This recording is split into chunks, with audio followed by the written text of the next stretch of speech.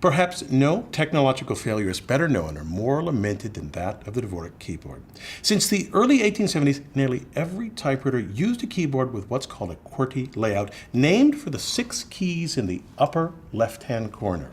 To August Dvorak, a professor at the University of Washington, this arrangement of keys, and I quote him here, was so destructive that an improved arrangement is a modern imperative. So he rearranged the keys to look like this. Dvorak had great hopes for this new keyboard, but it failed to take over the world. For the Dvorak keyboard, the urban myth about its marketplace failure goes something like this. The QWERTY keyboard was designed to purposely slow down typists, otherwise the mechanism would jam. Dvorak designed his keyboard in contrast with humans in mind using scientific principles. The only reason it failed, and that we still use the QWERTY keyboard, was that it was first.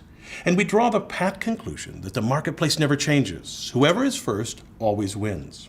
Let's take this apart and look for a richer sequence of events that explains the keyboard's failure and see what we can learn from that. Let's start with a QWERTY keyboard. It wasn't a random arrangement. A human factor researcher at IBM noted that as early as 1873, it was human engineered. He showed that many of the most frequent letters are clustered at the center of the keyboard and so are confined to a reasonably small visual field. In contrast to this mythical randomness of the QWERTY keyboard, the Dvorak was designed on objective scientific principles. To find the principles, I got a copy of his great magnum opus, Typewriting Behavior, from our library. It's light on the principles of keyboard design. It's filled with inspirational motivation for someone learning typing. He even claims that using a typewriter makes you civilized. But as you filter out this kind of stuff, it's throughout the book, you find the origins of his keyboard design. Dvorak's scientific basis came from early 20th century time motion studies of factory workers, the most sophisticated of which attached lights to workers' fingers, studied their movements, and then worked to simplify the motion.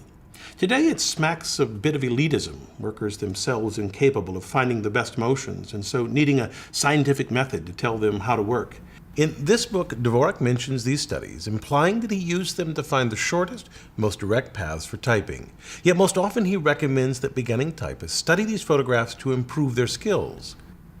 Even if the scientific basis isn't what we would think it should be today, still, is the Dvorak keyboard faster? Well, likely it is. When you look at the most carefully done and rigorous studies, they show often that the Dvorak keyboard is a bit better, perhaps 5%. And so that brings us back to really looking at the reasons for the failure. Partly it was due to the QWERTY keyboard being there first, partly it was due to Dvorak not being the best promoter of his work, and mostly because the keyboard was only a little better. Likely what will dislodge the QWERTY keyboard so despised by August Dvorak is this. New devices like heads-up displays or even just mobile devices, which give us a reason to learn something new. We no longer need a hand-sized keyboard, but use instead a finger-sized one. This keyboard, for example, isn't QWERTY-based. B-I-L-L. That's the deeper lesson. To dislodge an existing technology requires a significant change in performance and likely an increase in functionality. I'm Bill Hammack, the Engineer Guy.